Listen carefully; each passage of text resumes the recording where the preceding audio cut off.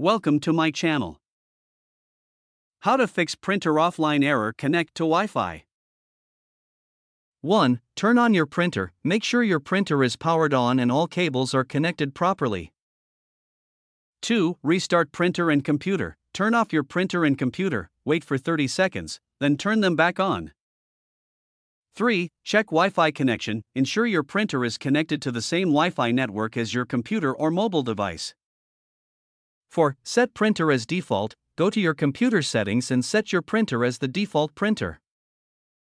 5. Disable use printer offline mode. Open printer settings and make sure use printer offline is unchecked.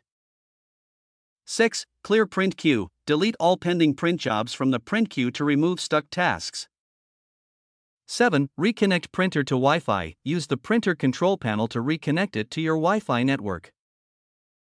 8. Update printer drivers. Download and install the latest printer drivers from the manufacturer's website. 9. Run printer troubleshooter. Use the built-in troubleshooter on your computer to detect and fix printer issues.